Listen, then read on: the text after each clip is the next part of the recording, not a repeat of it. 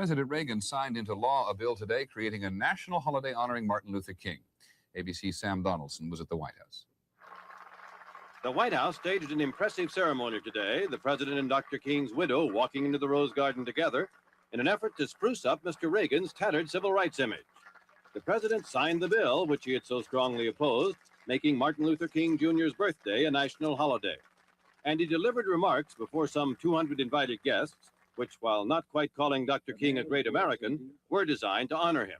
In 1968, Martin Luther King was gunned down by a brutal assassin. His life cut short at the age of 39. But those 39 short years had changed America forever. The conscience of America had been touched. Across the land, people had begun to treat each other not as blacks and whites, but as fellow Americans. And in his words, from every mountainside, let freedom ring. As the president left, the audience broke into We Shall Overcome, singing the anthem of the civil rights movement as Mr. Reagan shook hands on his way out.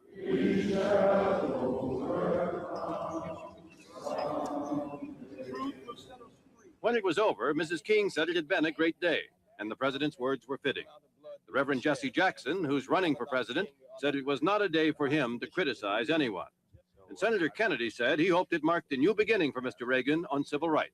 Tomorrow, Senator Kennedy will resume his battle with Mr. Reagan over the U.S. Civil Rights Commission, and Reverend Jackson will resume his criticism of Mr. Reagan as he formally announces for the presidency.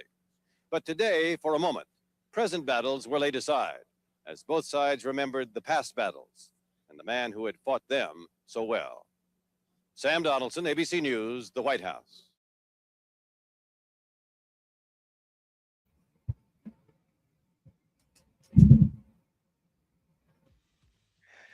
Welcome. Good morning, and welcome to another edition of Let It Be Known. There's a lot of things in that short video, Niele. Yeah, good morning, peace and love. Like Stacey said, I'm Niele, and we want to welcome you in. We have a lot of headlines to get through, and some of them relative, Stacey, to the work of Dr. King. But on that day in 1983, like you said, it was a lot, and it was a lot to even make that holiday happen. And one person I'm thinking of in particular is Stevie Wonder. Well, of course, he was among the leaders who made sure that happened. But Ronald Reagan reluctantly, make no mistake, reluctantly went along with Congress and signed that bill. And he's saying that it changes America forever. As we live and breathe, we know that if that was the purpose, it did not happen. It certainly not forever, because here we are. We're right back to square one. Yeah, but on a day like this, you could either look at the glass half empty or you could look at it half full. And from that day, we've had many successes. We've had a Black president. The Congressional Black Caucus has grown. You've seen Black leadership across this country on state and local levels. You've seen many organizations all across this country, whether it is like protecting Black women and maternity care, gang intervention and prevention programs. All of those are rooted in the civil rights movement that Dr. King led. And I think it's important and critical that we stay focused on the progression instead of the state of this nation. Just on today. Well, you issue a tall task, but okay, if you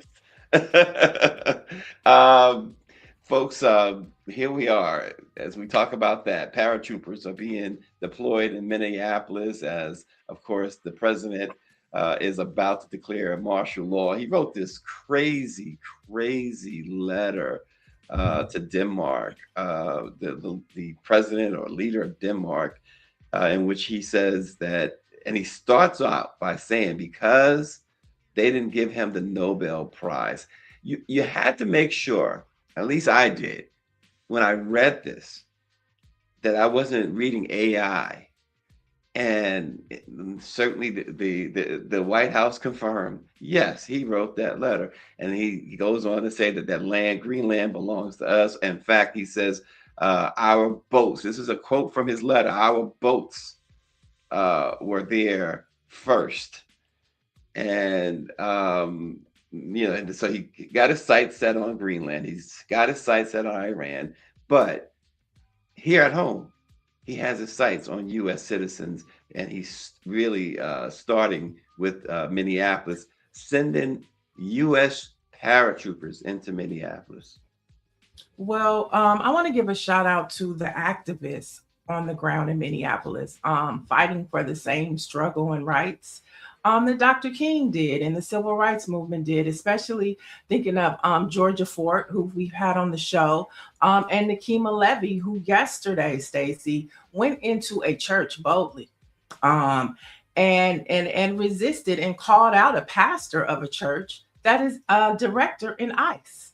And Nakima, I mean, she had the bullhorn and she was like, how can you preach love in Christ when a woman is dead, a Venezuelan has been shot, and a 6-month-old child has died?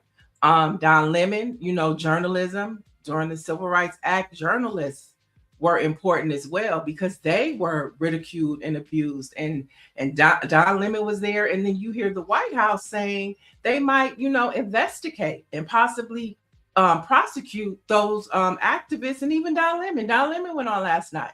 So I think when we talk about this, we have to remember who's on the front line for Black folks and for people of color, and give them as much support and upliftment as possible. So, you know, just shout out and Toussaint Morrison, he's been on the ground reporting. So many people who keep this story alive because we know the media is trying to oppress what's happening in Minneapolis. And so I just wanted to give a shout out to them. Well, that's yeah, I saw Don Lemon's reporting, and yeah, he is certainly, like you said, he's on the front line, which puts him on the firing line, and it's unfortunate. But you know, Nakima's, we've spoken to you, brought her on quite a few times, and we'll bring her on again, I'm sure. And we know what she's doing, and here's, you know, I guess we don't want to go into what they're not doing and what Congress is not doing is, I guess, the theme today. So I won't even go there. I mean, no, I mean, I think that the truth isn't the truth, but like I say, it just depends on if you want to focus on the glass being half empty or being half full.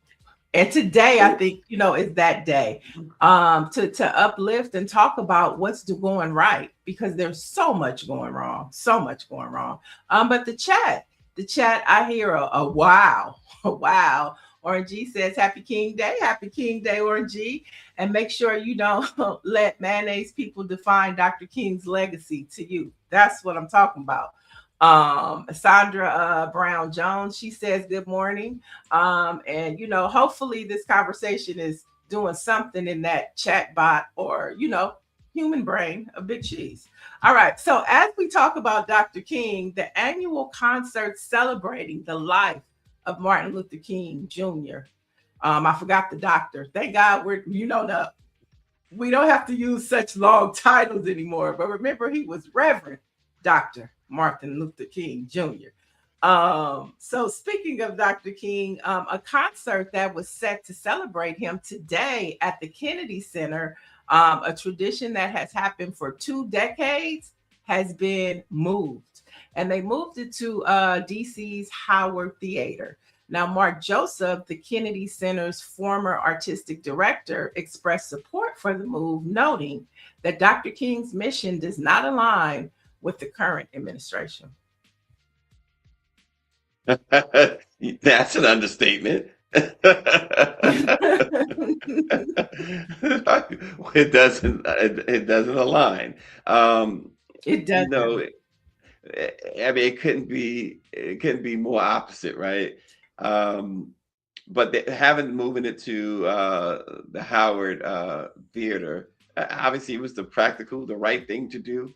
Nobody wants to go to that former Kennedy Center, or, you know, so everybody's pulled out of it except for, you know, 1 or 2 MAGA performers who want that spotlight and to be viewed by 5 people in the audience. So right. This guy has destroyed what was really such a grand place for so many, and to have this event. Listen, I ain't mad at them for having this event at the Howard Theater. That to me, it should stay there. Right. And when you think of today and how on this day, federal parks, national parks were open on certain holidays, and Dr. King's holiday was one. And Trump took that away and gave it to all, you know, white, you know, former, you know, leaders of this country that were, you know, disrespectful and racist towards Black folks. And so there was probably no other move for them to make, you know, in this situation. And they made the right one. Orange says, the president, he says Trump will have his black MAGA people perform for his own King celebration. He says, picture Herschel Walker as the MC. I mean, Wow. do you think though? Do you think they care anymore now? You know what I'm saying? Do you think that they Mm-mm. will even honor him in the White House now? I don't even Yeah, think that'll happen. If it yeah, does, I'll be surprised. yeah. And the fact that your question about whether they care, they have long stopped caring about optics. They've stopped doing the dog whistle thing, and they're just out, Mhm. right? They're out with it. It's nothing for them to be afraid Look, of they or might as whatever. well take the hood off. Just take it off. It doesn't matter anymore. Well, I think the hood came off a while ago, though. That's the problem. Well, not for But ICE. Not for ICE. well, yeah, well, they still masked up, right? They still hooded up. And um, don't forget, we don't know who's going in and out of that White House. So it is probably a lot of hoods. Because some of the most richest and prestigious clan, they are in the shadows and they prefer it that way. So I believe it's a little bit of both. yeah, well, and they listen. They have been coming out of the shadows too. You see, like people like Bill Ackman and others giving all this money to that ICE agent who killed the young lady. A And hundred, what's yeah. over $1 million now, that he's gotten in his GoFundMe account.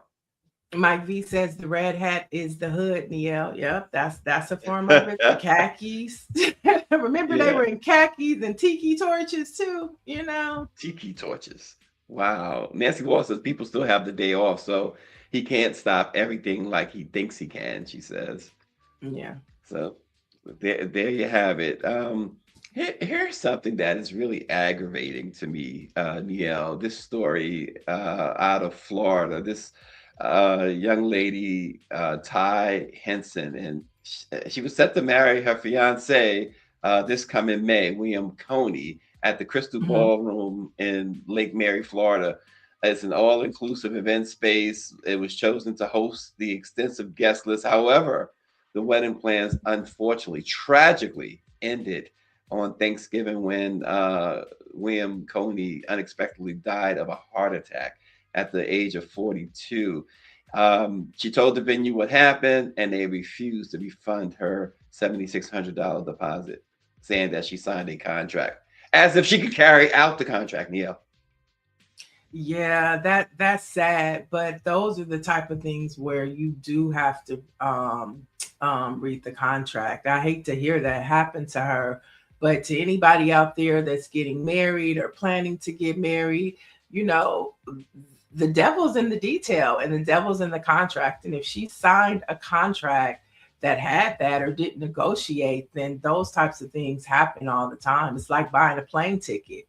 And if you don't buy the insurance or, pay for the higher ticket to change the date, you're stuck with the ticket. Yeah, I'm pretty sure that she went into it not ever expecting to have a Of refund, course. to seek a Of refund, and course. as you say, the fine print. Um, you know, I would imagine she probably thought that the humanity that people would understand. He died. I mean, her fiance died. He Mhm. kicked the bucket. He punched out. He's gone. It's like, where is the empathy? You had time from Thanksgiving.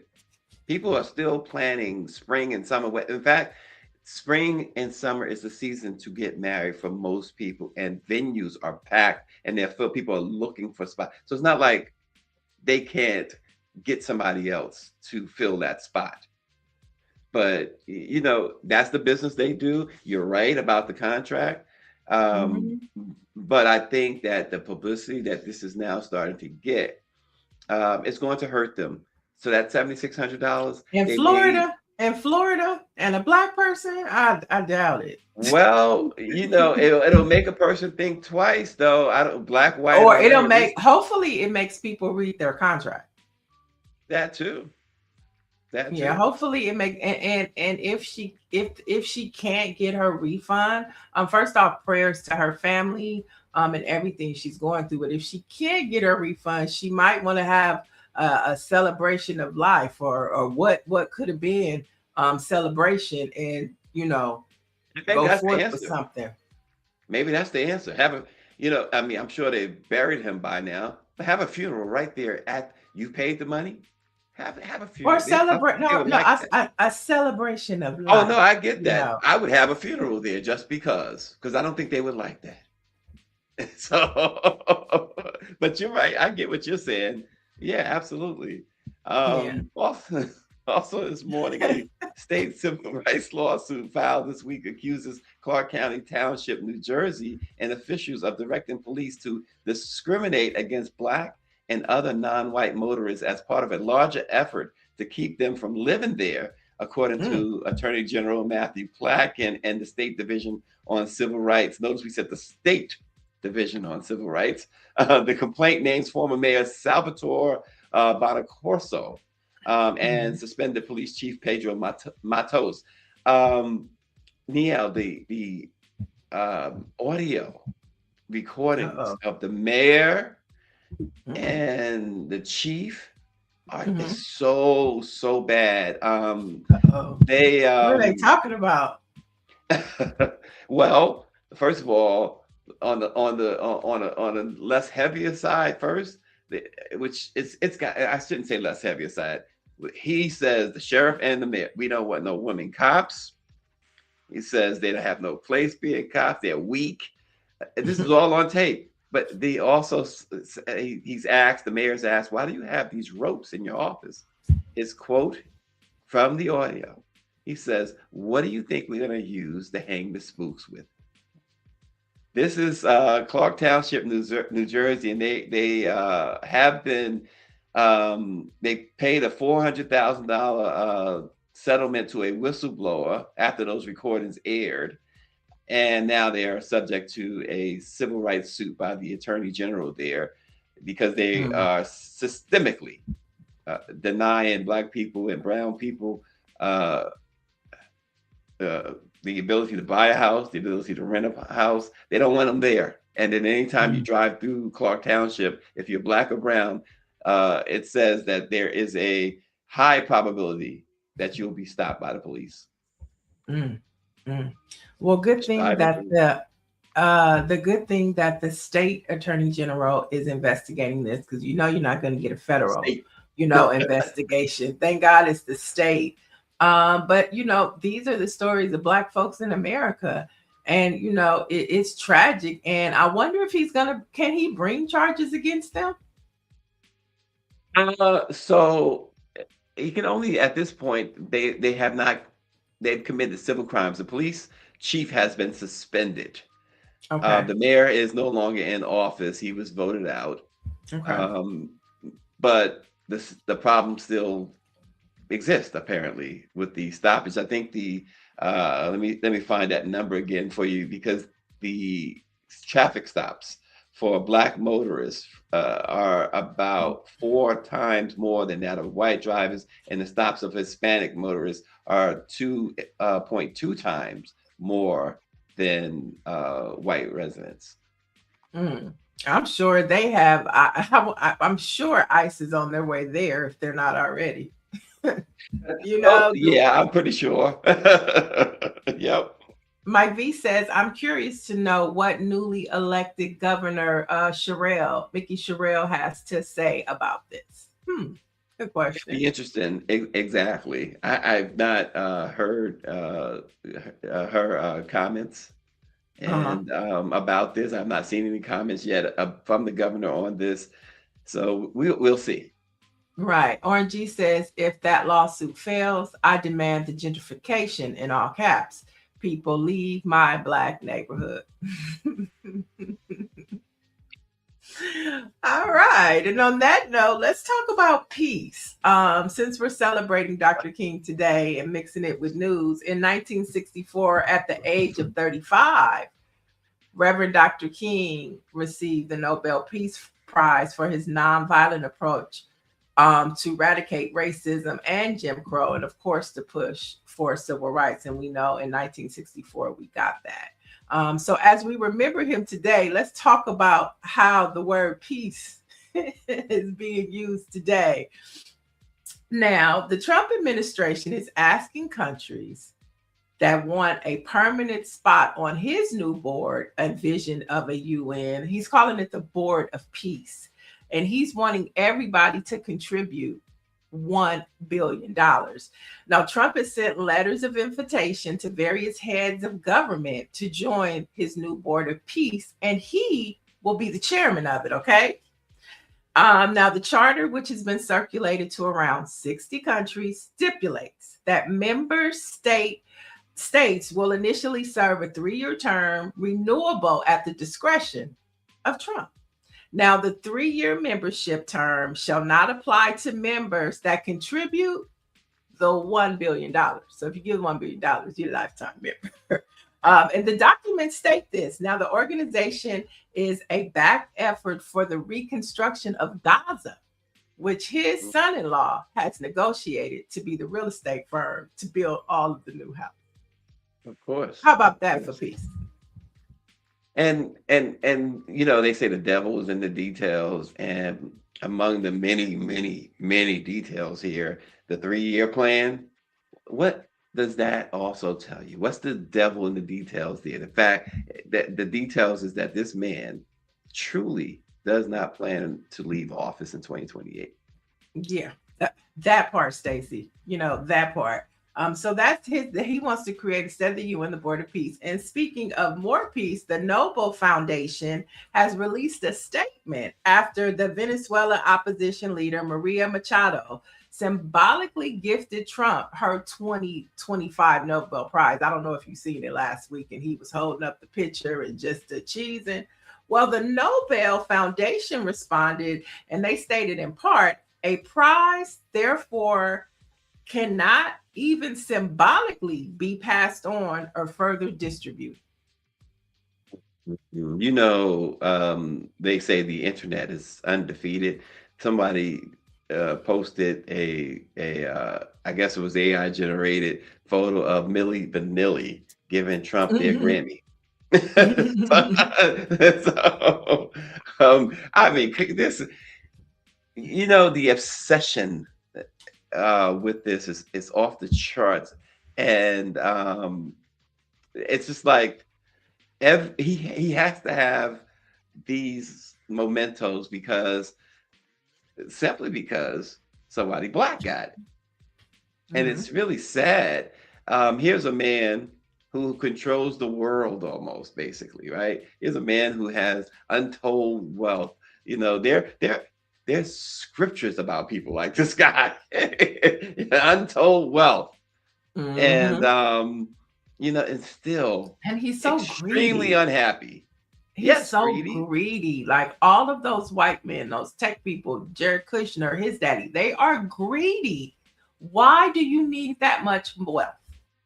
My mother said to me yesterday, she said, oh, I saw Rihanna wants to have a baby. I said, yeah, she should have a tribe. She's a billionaire. Let's start building some generational wealth. That's where they got us wrong. You know, they thought they tricked us into being independent and, you know what I'm saying, not replenishing the earth like the good Lord said. Let Rihanna have a tribe, okay? Build that generational wealth. She's a billionaire. Who are you going to leave it to? Yeah, listen. They're greedy. They're greedy. Back to my point. They're greedy. Yeah. It's greed. It's self-indulgence. I guess that's greed. But it's this idea that this man has everything, all the power, more power than any president in history, more assets than any. And you know why? You know, and he's why? not happy. You know why? Because he took it. And I mean, that should be a lesson to all of us. Power is not given, it is taken by force. And the same way that they are doing it, you know, that is the scary and critical question that the opposition, you know, has to ask. You know, it's really not about power, it's about balancing it and shifting it in the right spaces. And so he took it. That's a lesson to be learned. Yeah, it really is. It's a lesson to be learned. Again, the perplexing thing is, to me, it's a lesson too, in that everyone talks about striving to be rich, right? And there's nothing wrong with wanting to have money, but Right. it tells you, well, the money is the root of all injurious things, right? Because you never get enough. People who get it seem like they never get enough, and then they will start. Many people, not all, will start doing things to hurt other people so that they can't get it, and create even another pot for themselves. And then you have, as Mike V points out, like I said, not all, because then you have the Mackenzie Scotts of the Mhm. world. He says she should have gotten the Nobel Peace Prize. Look what she's doing with her money. Right, right, right. And you brought up the Bible, and the Bible talks about, in Psalms and Ecclesiastics, to eat, drink, and be merry, for this is your lot in life. It talks about a day's work for a day's pay. And I think that's what we've gotten away from. Like, nobody is satisfied with a day's work for a day's pay, or to eat, drink, and be merry, for that is your lot in life. It's this concept of wanting more than what you have, and not being happy with just a roof over your head, a family, and a car. We've gotten away from that. And look at Dr. King. Like, he was back then, in those days. That's all they lived for, is to have a house. You know what I'm saying? A good city job, a good government job, a family. You know what I'm saying? And enough to eat every day. You know what How I'm many? saying? And maybe a vacation, or maybe not. Just a good Yeah, Christmas. We've gotten and you're away from right. that. How many of us, especially that came up in our era, heard from either our parents, our grandparents, aunts, uncles, uh, get yourself a good job. Just get yourself a good job, right? Yeah. It wasn't too much to ask. Wasn't too No, much to just ask. get a good job. And trades were important too. Trades. There Like, you go. everybody didn't have to go to college, to be a painter, to paint houses, fix pipes, be a plumber. All of those were dignified jobs in our community. Yep. And Yep. somehow, I don't know if it was hip hop, I don't know what it was, but it changed the trajectory of what people imagined a life should be. And Yeah. we're all You're right. striving for this, when it was okay to just be normal. Yeah, Mike Lee says, like a street sweeper, sanitation worker. When I grew up, when I was a child and growing, we respected those people. The custodian in the school, Right. we had great respect for. They had good jobs with great benefits, and like you said, once a year, sometimes twice a year, they take their vacation, and they were, To and Vegas. that, To Vegas. or it'd be a staycation. You see them at home doing Right. work around the house, going Or fishing, they having a beer. migrated. Right. They Mhm. migrated and they go back home. I mean, it's just it's everything is just out of order now. And Yeah. I think we would do ourselves, like, oh, I was going to say, even to the janitor in the school, that was always Mr. Such and such, and he could Mhm. chastise you too. That's right. Today, That's right. they disregard a janitor as somebody that is beneath them. I'm talking about even in the schoolhouse. You know what I'm Mhm. saying? So it's just We everything is upside down. we called them janitors, but the political correct thing now is custodians. It's custodians. Okay, we call it. Yeah. Okay. Yeah. We called them janitors, right? Yeah. And they didn't mind, because They look, didn't mind. whatever. But that was Mr. Brown or Mr. Johnson or Mr. Anderson. You know, Yeah, that's who that was. Okay. And if yeah, he took that mop and put it in front of you, just please don't tell my parents. I won't do it yeah. again, Mr. Anderson. Doctor I won't. Dr. Marilyn says they are taking good government jobs away. She says, I was taught to work for the feds, which I do because of retirement and health benefits. She says, I've raised my boys on government work. Exactly. Yeah. Right.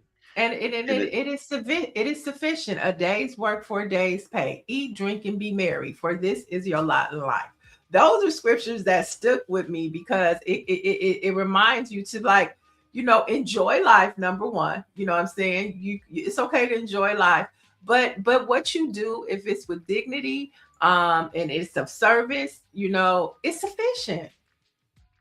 Yeah, and Mike V says the chase the bag culture and the boss chic culture ruined our values. A boss chick coach culture ruined our Well, why does it? I values mean, as why is men. it okay? Okay, boss chick. I mean, I think. I mean, where's the male accountability?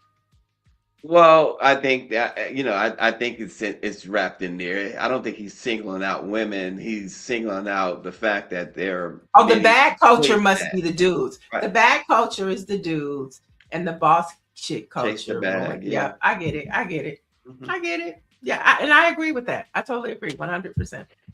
Yeah. 100%. Well, here's the bottom line. My bottom line, anyway, is like I said, is don't you got yours. Don't stop somebody else from getting theirs.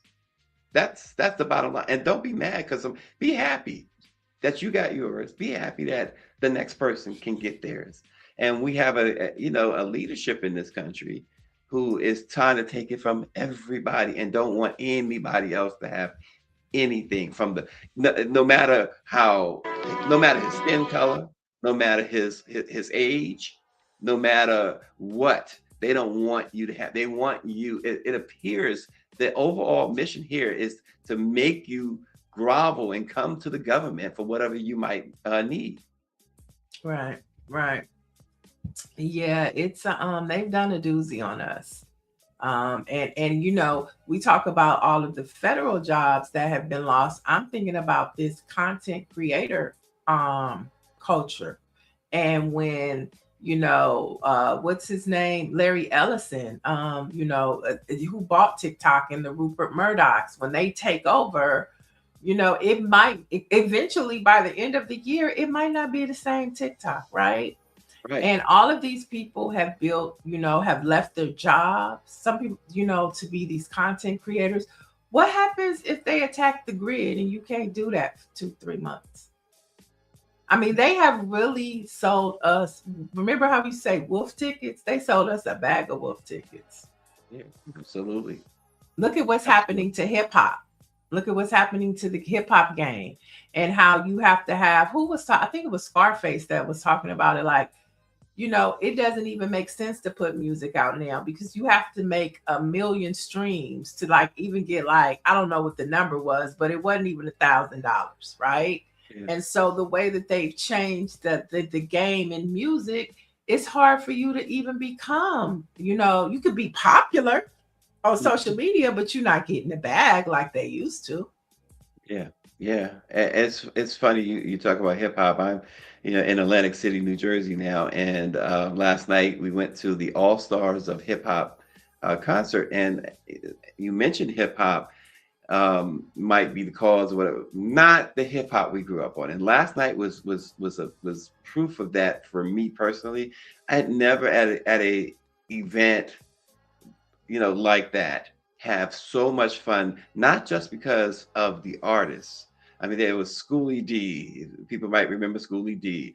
There was the Sugar Hill Gang and the Furious Five, who Melly Mel is like the originator for a lot of us. He's the one that we really look up to. And then there was Dougie Fresh and Slick Rick and the whole Chill Will, Barry B, the whole Get Fresh crew, and they had the best set. Chuck might be watching, but Chuck, they had the best set. And Flavor Flav and Chuck and Public Enemy, and not just that, Niall. So it was probably, by my estimation, 7,000 to 8,000 people in the arena, and everybody, black, white, all ages. We saw white folks, young. We saw white folks old. In fact, we walked from the hotel with this white couple who wound up backstage taking pictures with Flavor Flav. They had such a good time. We were sitting around these white folks I was teasing the man because it must have been a family. It was his wife, I assume, and daughters, right? And they danced and stuff. And I said, man, you better at least two-step. Right. but and everybody you talk to, and they were just so into it and so loose and happy, and there was no angriness or anger or anything. It was just an atmosphere that it was like, wow, wow. Yeah.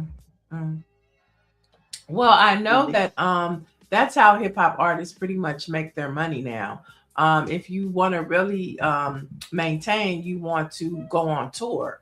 And so it's good, Yeah, because that's it last night. shows that it's generational. It's generational. And those brothers are making money. And they're probably making all of it for the most part, as long as they don't have elaborate lighting and backup dancers and a full band. If all they Right. have is a DJ, then Yep. they're making money. So Yeah, good for them. exactly. Yeah. And so, I think it's when you say, could it be hip hop? I think if it's hip hop, it's modern day hip hop. That's the problem. Yeah, yeah, So, yeah, 100%, 100%. So let's talk a little bit about travel. This one's for y'all. So the FAA has warned airlines to exercise caution when flying over Mexico, Central America, and parts of South Africa. Now, this comes. This is important to know because for everybody that's traveling, you know, oh, there we go. There's the travel ban. And so, what? First of all, Stacey, what does this mean, right? Like, does this mean if your plane gets shot out the air, we warned you? Does this mean? so, Yeah. What does this mean? hmm so yeah, that's part of it for sure, Niel. That's part of it for sure.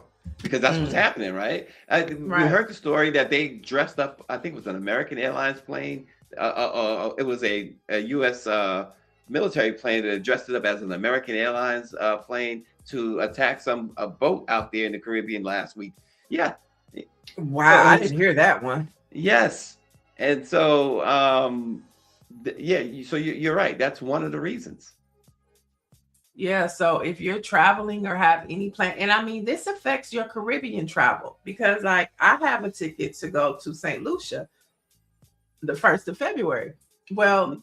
I'm going to cancel it because St. Lucia as well as Grenada sit right next. It's the first Caribbean island. Those are the first Caribbean islands next to Venezuela.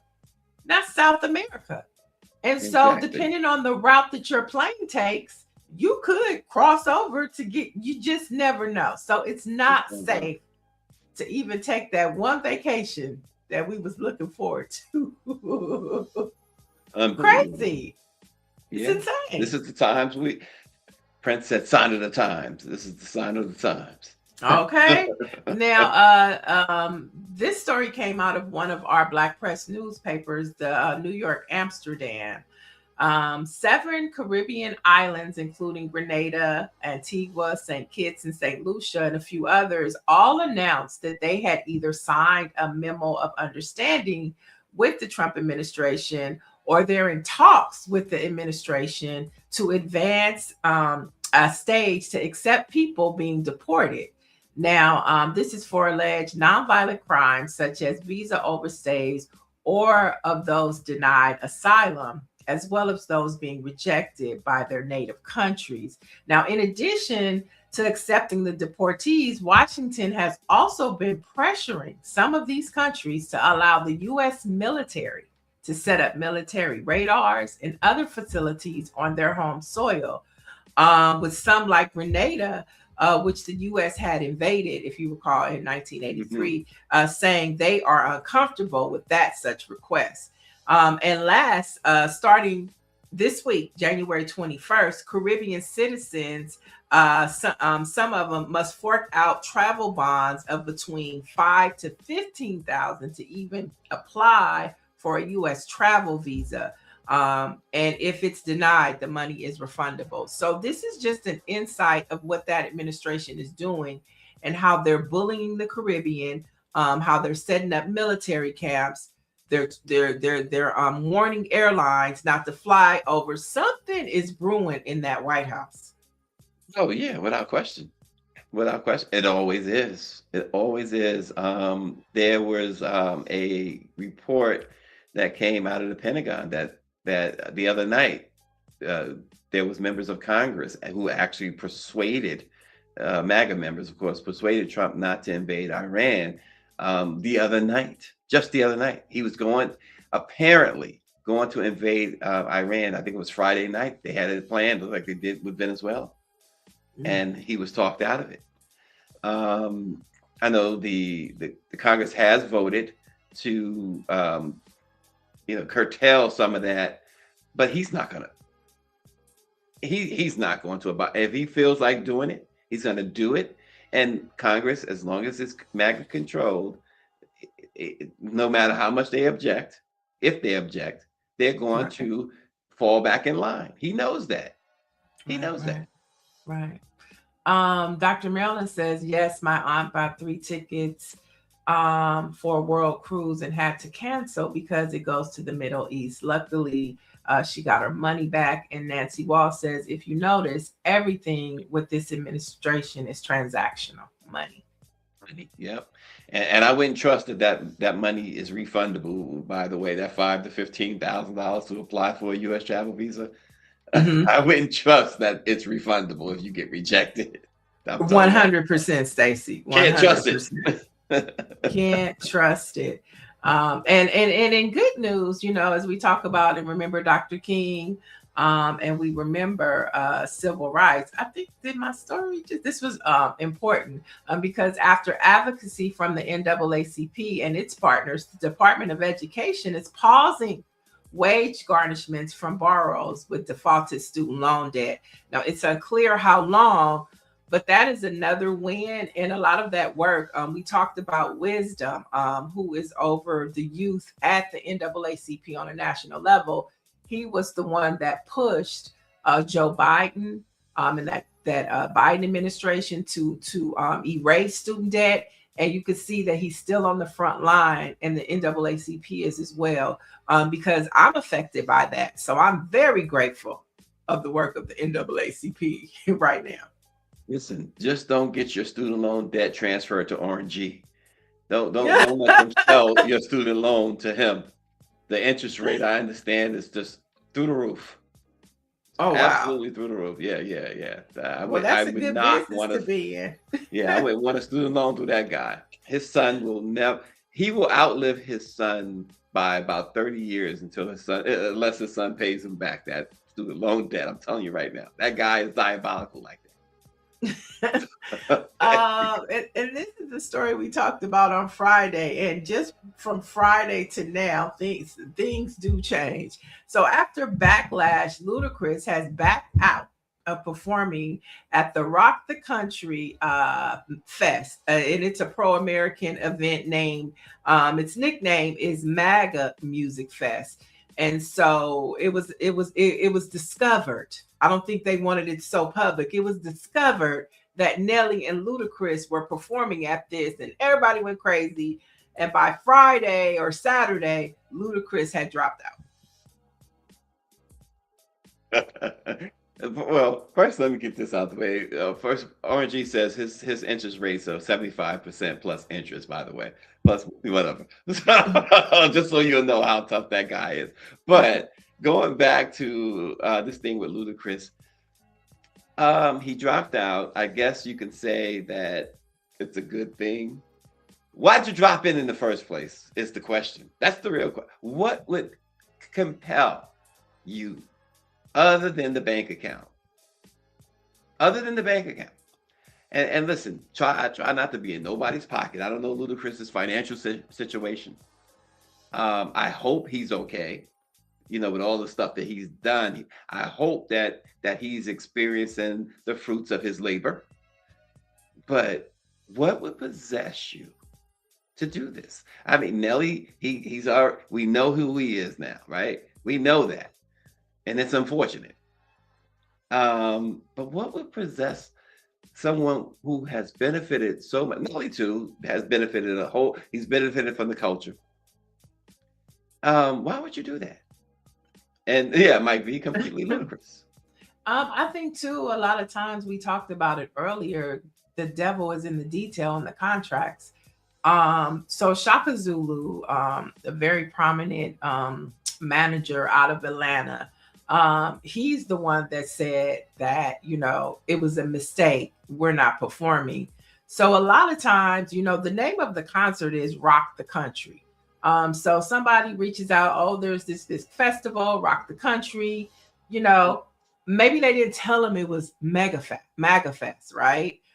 Maybe they did. But a lot of times that happens, and then it's like, whoa, and then you pull out. So it could have been that just like she didn't read the contract, neither did Shaka Zulu. Listen, here's the thing.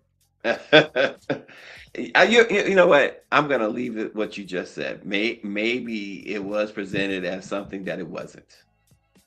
You know, or Right. it was just presented because the nickname is MAGA Fest. So all the clan know what the deal is. But if you just like Jay-Z did the Made in America. Remember the Made in America festival that happened in Philly every Labor Day weekend. So Made in America, you know, that's white and traditional, but it's from Jay-Z. So you have this festival called Rock the Country. Like I say, maybe Shaka didn't do his due diligence. Maybe the price check, like you said, was fat and big. Let's do it. They only want a 45-minute set. They're giving you this amount of money, but you don't realize that it's the MAGA Fest and all the clan will be there. So don't they an artist, and I believe many, I don't know if they all do, but though one of the first questions becomes, well, who else is performing? And when Nelly, you hear, Nelly. what I'm saying is, isn't that a question that if I go to Ludacris or Shock or whoever, and I say, you know, I want you to be on this, you know, be a part of this music festival. Isn't one of the questions, I know the first question is money, but I know a follow-up or at least one of the earlier questions is who else is performing? And when you hear the names, Kid Rock, when you hear Jason Aldean, is it Jason Aldean or whoever, when you hear certain names, especially today, you got to take a look. Who else? And then you don't need to be called MAGA Fest, right? When you start hearing certain names, the first red flag is, and the biggest, is Kid Rock. Well, what I mean, they don't have to tell you the total lineup. We're still confirming guests. I mean, this happens. We have Nelly. They can give him 3 names off that list that are neutral. Paint the picture as a way of bringing, you know, this is an America concert, and then say we'll be adding to it. Okay, that's all I need to know. I'm good. Half the time at these festivals, everybody don't know who's on the lineup. I'm not defending Ludacris. I'm just saying sometimes these things happen. Coachella, you don't know the whole lineup on Coachella. You just really concerned about your set time and who are the It's big names. Coachella, right? This is something new. No, right? I'm just giving an example I know. of like, yeah. I know. Yeah. I know. And a Ludacris, someone of his stature is going, from my experience, someone of his stature is going to want to know who is on the bill, because they want to know where they fit in. Well, yeah, I think that's a legitimate point that you're making there, Stacey. Now, I don't want to call Shaka out like that, but I think there's a lot of events happening, right, that go under the radar, and you know, people probably think, well, let me get this bag, people will get over it, right? You know what I mean? I mean, that's possible too. We don't know what Ludacris's financial situation is. But listen, who don't want to collect a few coins for some easy work, right? I'm just saying, you know. And here's another question that I'd like to ask the audience, because last week Jay said, "How much is the check?" Right? Oh yeah. You know, and listen. That's legitimate right now. That's a legitimate question to ask. And if your job is to perform for a living, and especially when you're not like, you know, somebody like Dave Chappelle, right? And they offering good money.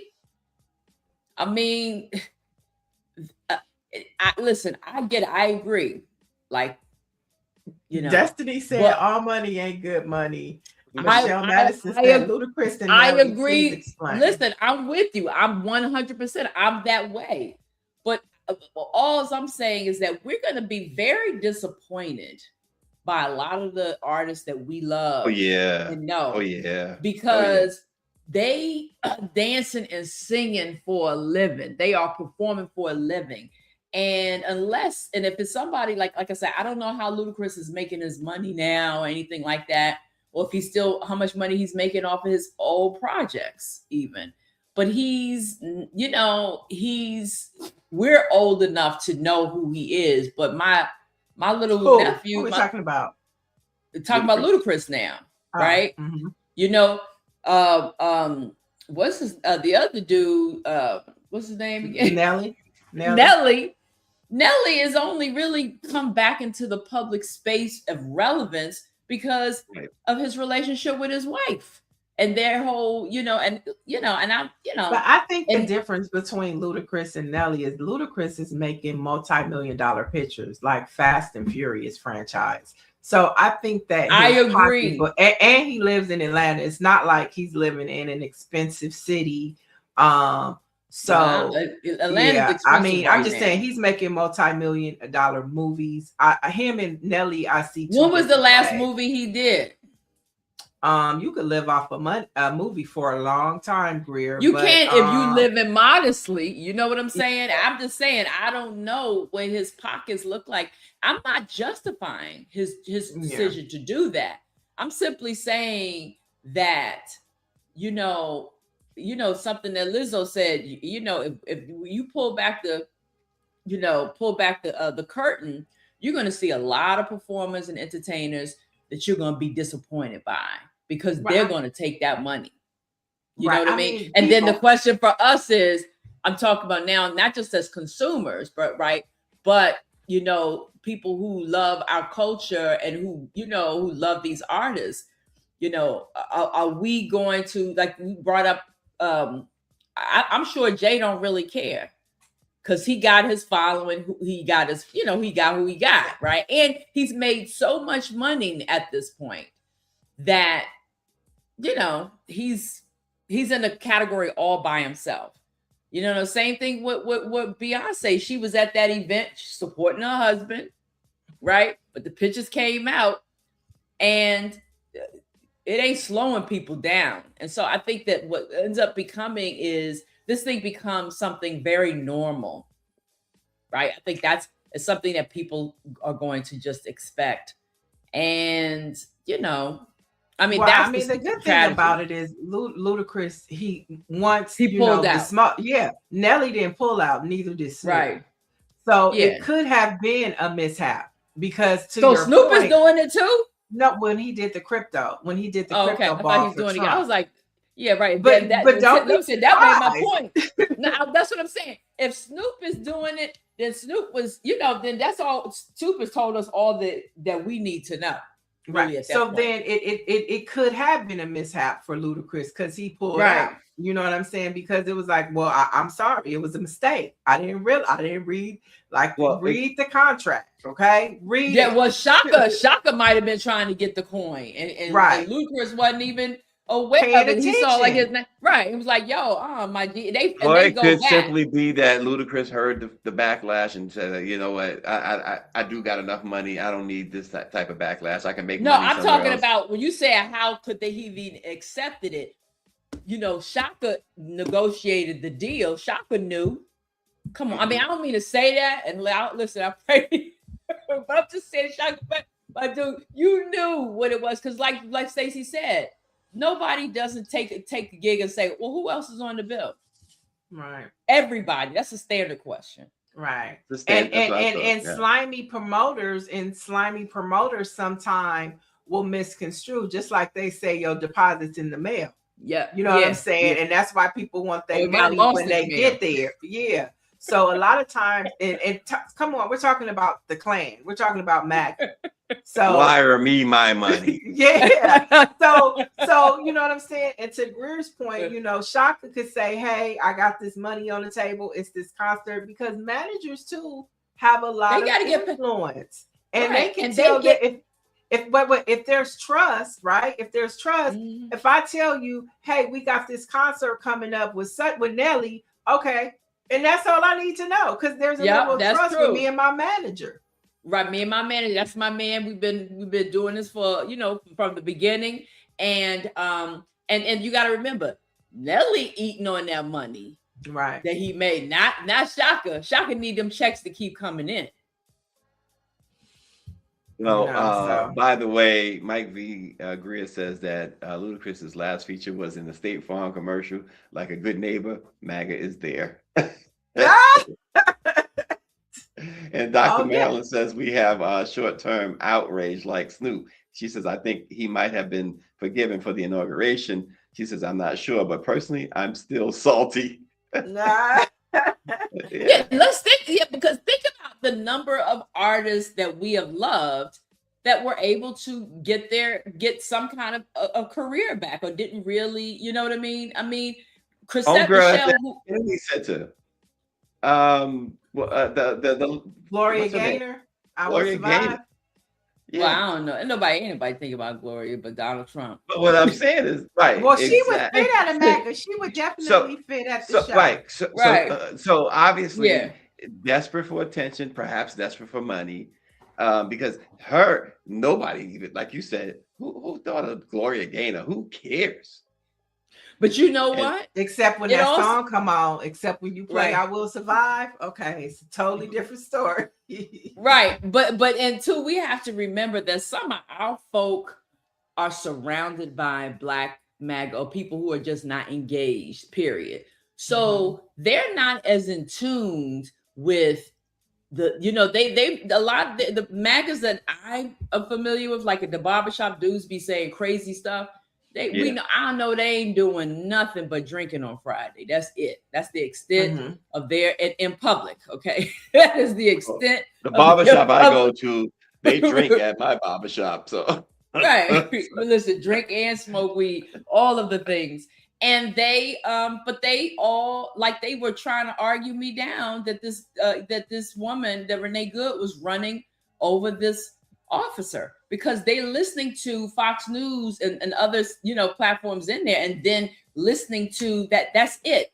They get that one story and then that's it. And there's a lot of brothers, some sadly are you know, doubling down. But I think it's also interesting that like Micah said, we've all joked about that all of Donald Trump's favorite songs for these, you know, anti-gay people are all these disco gay, you know, anthems. Right. Gloria Gaynor, I Will Survive. Gloria was one of Gaynor. them. I mean, right. And the The Village village people. people, come on. You know what I mean? It's very true. odd. And It's yet, very odd. right, and yet they want to eliminate you know, gay and lesbian folks, and yet they like she said, their anthem is full of you know, some really great anthems for the LGBTQ community Right. And they right up in Malargo every weekend. Okay. every weekend. Every weekend. And so as we wrap up, just want to remind you guys that today, I don't know if you guys know, but our Black newspaper, the Los Angeles Sentinel, has taken over the Martin Luther King parade here. And so it kicks off at 11. If you want to watch it, it's at KABC. Couple highlights. This is where you can see Congresswoman Maxine Waters. She struts the entire parade all the way down King Boulevard, down Crenshaw in her stilettos. And how old is Maxine Waters? She just struts the whole way.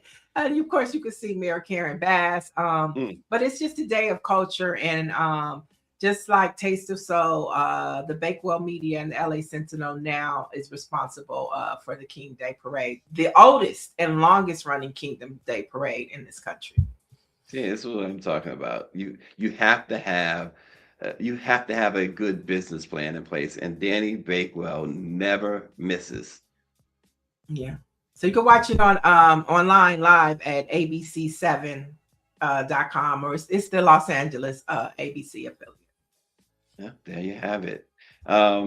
Staying along the lines of what I want people to tell me, and maybe you could tell me too.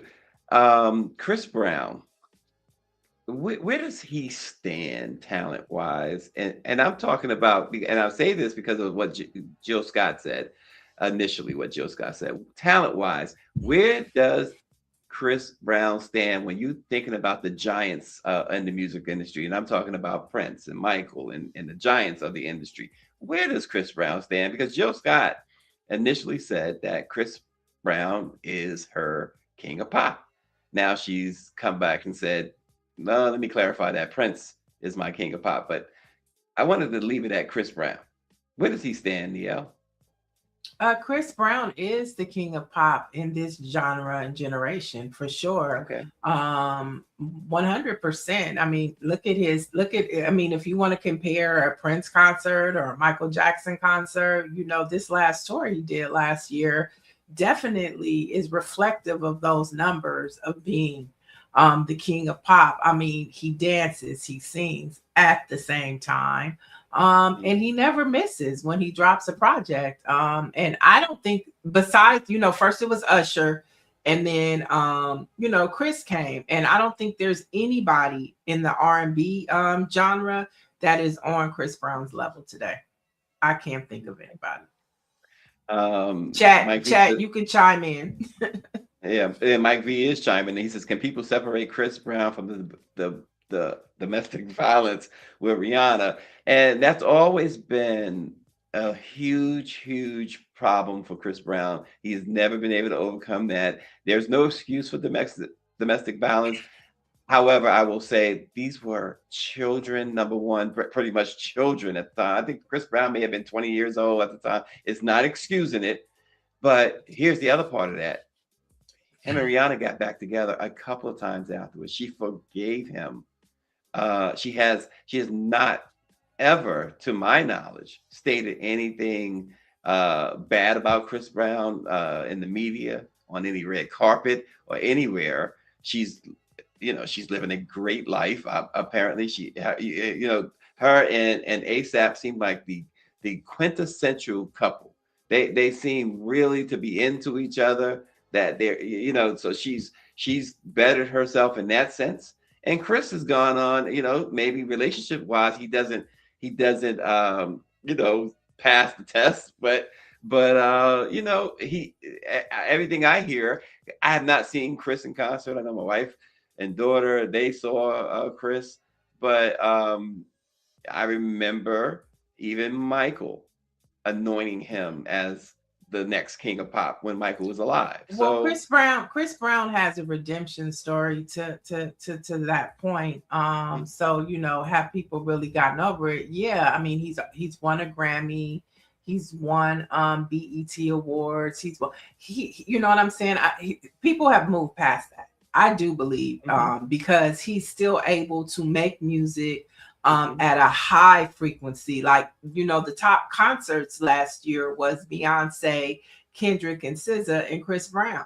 Those were the concerts that, and I'm talking about arenas, right? Not basketball, but football arena stadiums. He was selling out back to back.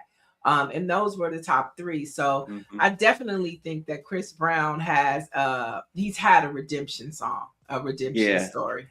And Dr. Nicole says, y'all throw the term king of pop around way too lightly, Dr. I agree with you on that, Dr. Nicole. Dr. Marilyn says Chris is talented. He is an actor too. He just needs to stay out of trouble. He got arrested for some in England. Dr. Marilyn says, I love Chris Brown. He is super transparent as well. Yeah, she says she's watched a few interviews too. And yes, Jill Scott did. Yeah, she did change it or clarify it, however she put it, and say that Prince is her king of pop. But some people's king of pop is Michael Jackson. As much as I love Prince, I would agree that because Chris and Michael were more R&B, that type of pop. Prince. Wait, Bobby Brown is the king of R&B. Whitney Houston said it, and that is what it. Whitney said Bobby Brown is the king of R&B, and that's just what it's going to be. That's it. Yeah. Well, Whitney. Whitney said. No, Whitney but I said mean, it. I think Chris Brown is that guy. I mean, people are still waiting. Remember, he was supposed to do a tribute to Michael Jackson for the BET Awards, And that goes and back, yeah. because of the whole domestic violence thing, he was supposed to do it with Sierra, and they canceled it. People are Mhm. still, and then Sierra and Chris Brown released different snippets from the rehearsals. People are still waiting and calling for BET to do that tribute because if we talk about passing the baton, what other artists can you see celebrating Michael Jackson besides Chris Brown? Somebody made the point, and my thing is stuck, so I can't really go. Oh, here we go. Somebody's making the point. I think it was Dr. Nicole who said something about as she says, as the other two, and MJ was still the best. But beside that, she says, "Oh, Chris is a very good artist. I've been to his concert as well as the other two, and MJ was still the best. But besides that, even Chris says to stop." That's the point. And Chris Brown did say that. Stop comparing him to Michael Jackson because that's his idol. And not many people should want to be compared to Michael Jackson because you just can't win. That's an honor. That's an honor. That's an honor. And I Yeah, think it is. But yeah. but I get when artists like a Chris Brown will say and has said, "Don't compare me to Michael," because that's a lot to live up to. I mean, Let me Beyonce do gets my thing. compared to Michael too. Beyonce is another one that'll get compared to Michael Jackson. But Oh, I'm not saying it's a bad thing or a good no, thing. no, but I'm saying I like not understand when not many artists get that comparison. I can only really think of Usher, Beyonce, and Chris Brown that at the top of the list that gets compared to the most to Michael Jackson. I think it would be those three. And I think rightfully so because they have that it factor. Now Mhm. I haven't seen nobody falling out, crying, and passing out and hyperventilating because of those artists on stage like we did with Michael Jackson. That was just something I've never seen ever again. The way that people was crying and passing out and maybe some tears at a Beyonce or a Chris Brown concert, but not passing out.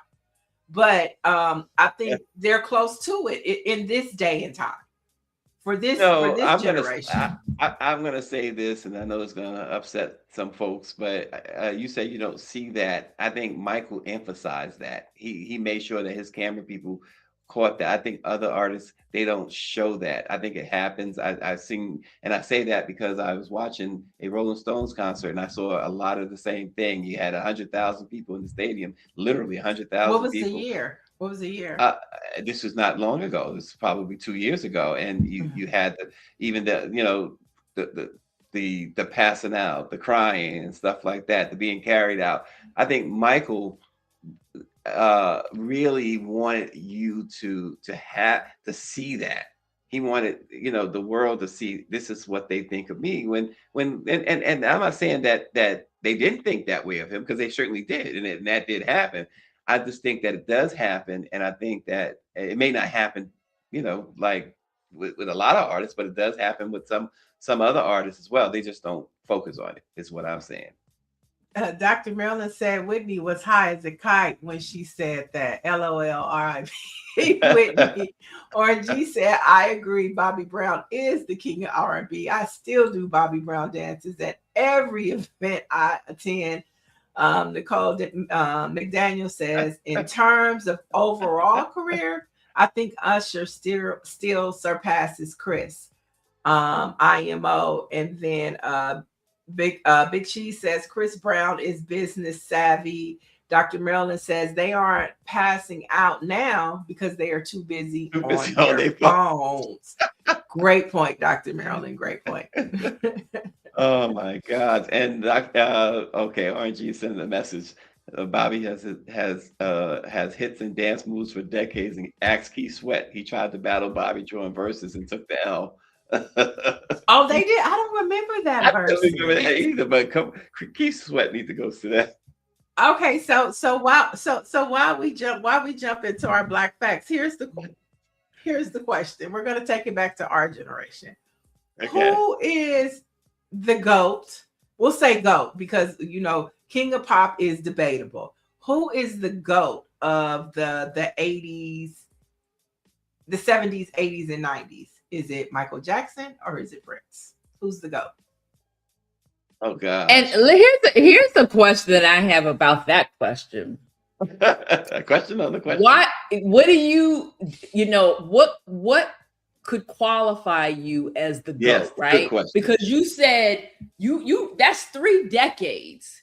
That's a hard thing to do. If we're talking about 3 decades, Michael Jackson is the GOAT of all time because he is no longer with us, and he is still the fans are still being born. But that's the same. So that's not the same for Prince. No, Not like Michael. No, Not like you know, I'm Michael. huge Prince There fan, but I isn't can't. a Yeah. there isn't a I Yeah. cannot think of a personality on the planet that has that sort of had that sort of impact where his fans are still being born. I think the Okay, so two your most vote famous is Michael people- Jackson. Okay, so your vote is Michael Jackson. 100%. Yeah. Based Now, on that, Destiny that. Forever says they both are. And Mike V says Morris Day. I was Prince gonna say wrote the songs. Prince wrote the songs. he made the music, but the impact on people across the globe, Prince didn't have that impact the way Michael did. And you know, the only person today, of course, who comes close, and some may argue lives up to that, is Beyonce. But you know, Michael was probably the most recognizable, no pun intended, person on the planet. He was probably the most famous person on the planet when he was alive. And back in you know, you mentioned the 70s and 80s and even the 90s, I think it was only 2 people that was in one class and above everybody else, and that was Michael Jackson and Muhammad Ali, as far as being recognizable, no matter where you went in the world, no matter what crack in the earth you found, they knew Michael Jackson and Muhammad Ali. Michelle Madison says Michael Jackson, Prince. Interestingly, Prince has more social media likes. For real, for real. Really, I find that hard to believe, but I didn't know that. Yeah, that's what it says.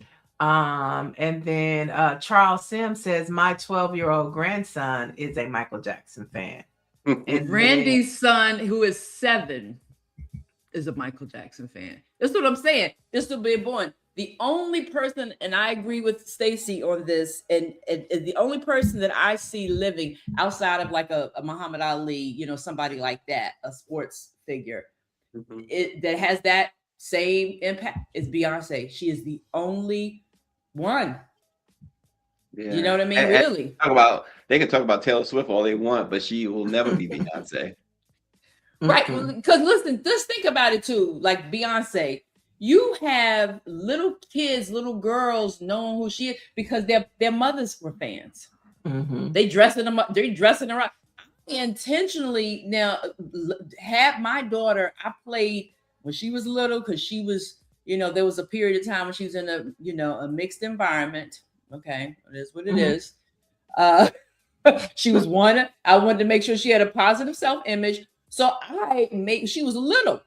I made sure I played Beyonce, Alicia Keys, you know, see, I only, because she's watching Miley Cyrus, whatever her name was, white girl. Miley Cyrus. Okay. Yeah, remember she had the show and all of that? Yeah. And you on those shows, Nickelodeon, you know, after Raven was off the air, it was hard pressed to see, you know what I mean? And even her and all of the Black shows, it was very poppy, you know, kind of, you know, just no shade. It's too white for me. It was too white, but I couldn't do nothing about it, right? This is what was on. I limited their television, but she listened. I played. I was intentional about the music, even from when she was little, because I wanted her to have a Black, to be, to love Black women, right? To look up to Black women. And so that's why Beyonce will have the same level of GOAT that Michael Jackson, because mothers did that to their kids, their daughters. I know I was the only one. Yeah. You're the only one. No, she wasn't. Michelle Madison says that that she just looked up both their names, and she says, Stacy, I was Yeah. surprised as well. But you know But what? But yeah. Neil, Dr. Marilyn wrote something I think is extreme. It's interesting. She says, "How many girls are named Beyonce?" I've never heard of that name before. She's actually named after her grandfather. That was actually Oh. her mother's last name, but I think it was B-I-Y, or no, B-E-Y-I-N-C-E. So that's really her mother's last name. And then her mother named it and changed it to B-E-Y-O-N-C-E. So that's where the name comes from. But I haven't heard too many mothers naming their child Beyonce. I haven't, but that's where she got her name from. She got it from, her mother's side of the family. RG says Prince is still the only man who dressed like he did and could take your woman. He said, "Thank goodness for Wesley Snipes and Jungle Fever. He made dark-skinned black men relevant again." That's right. Oh, that's funny. God. That is It was. I funny. mean, until Jungle Fever, yeah, we wasn't that popular as dark-skinned black men.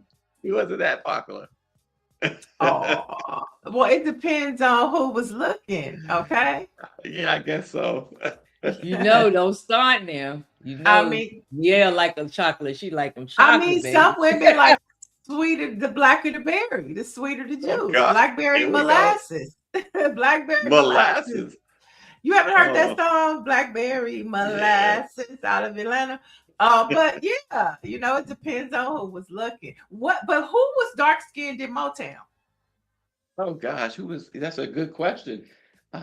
Greer. Marvin Gaye was brown. He was rare. Marvin Gaye Stevie was Wonder was brown. But who was Listen, dark-skinned? no, wait a minute. You was a backup dancer. You was a backup Wait, dancer oh, that's for the cold. Conquer Lean. Meg, what about the What?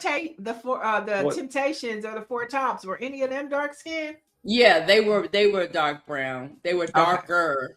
You know what I'm Darker. saying? Yeah. But Yeah. they had that comp too. So Dennis Edwards. Edwards. Edwards. Okay. Yeah, it's All right. considered. What about women? Did Motown have any dark skinned women? Well, it's definitely not. Gladys. No, that's not really dark, right? Huh. The dark Okay. at that time, the darkest woman that was on it, she wasn't a Motown act, but was Grace Jones. Grace Jones, as far as music was concerned, Yes. she was remember, and they accentuated it even, back then, Yeah. So Mahalia Jackson was a dark skinned woman. well, yeah, that Yeah, was one Diana of them. Ross wasn't like the type of dark skin we're talking about, right? She's more like No, brown, no. We're right? talking about, blacker the berry, the sweeter the juice. Like a Angie Stone complexion. Yeah, right. That's a good question. Here we are doing now. We doing, what was it? Was it Do the Right Thing? With like the wannabes No. and the, Oh, oh no, that's School Days. You're not that's School Days. School Days. wanna Yeah. It's School Wanna be Days. better than me. Dr. Marilyn said blue black. Oh, Look at the road we done traveled. We was you supposed to go down this road. found them type in the juke joint. In the juke where joint, she said. where the band play. That's where all the fine And the blue in the back playing dice. Yep. Right. Because That's if what the brother everybody was does. blue black, he was fine. He was Mhm. fine. He was usually fine. I mean, as wine. I knew a couple of blue Chisel. blacks in my He life. was chiseled. She said she knew a couple of blue blacks. This Martha Reed. But if we could go back to Reed. that time, like Mhm. when we talk with Dr. King and during that time and dressing good and just having a certain dignity, I wasn't born during that time. Let me just be clear. But I got to tell, and I was born in the 70s. Just to be okay? clear. But I still got a taste of that, and I saw that through my grandmother and my mother. And I just wish we could, get back to a little bit of that. All right. Oh, Mike B says Sinners. Sinners time. That's why that movie was good. Because all the fine men was at the juke joint. They, remember the church scene? They wasn't in the church. They was in the juke Oh joint. boy. Don't we got some sports stuff? No, we'll save those for tomorrow. Let's do Okay. Black Hits, Black Facts. Let's do it. Terrible. All right. On this date in 1977, Clifford Alexander Jr. was named the Secretary of the U.S. Army. He became the first African American person to hold that title back on this date in 1977. Okay, and today we remember John H. Johnson, who was born today in 1918. And if you want to know who that is the publisher and founder of Ebony and Jet magazine. And of course, he was instrumental in Hollywood history. His publication provided outlets at a time when mainstream media ignored Black stories and Black Hollywood. So, like all the people we're talking about today, you know, if this was back in the day, it would be Jet and as well as Ebony that provided those stories for us. And remember, in the back of Jet, you can always find like the top songs in the Right, albums right. and in the TV shows, and you looked for that. And of course, the beauty of the week. But those were like staples that you look forward to before you would look anyplace else to see what was going on in our Black culture. Right. Wow. Wow. Pretty cool Black history facts. Wow. Yeah, yeah. Nice. All right. So today have a happy King Day. Tomorrow, Stacy, I have some stories coming out of New Orleans. I'm sure Orange G will enjoy that. It's Mardi Gras and mayhem with the mayor, cars on fire. So we're going to take a deep dive into what's happening, the good, the bad, and the Mardi Gras of New Orleans tomorrow. Okay. And by the way, Dr. Marilyn says it's her holiday tomorrow. She's accepting all hugs and warm wishes tomorrow. So there you have it. We'll keep that in mind, you know, and for the latest in Black news, visit blackpressusa.com. Have a good one, everybody.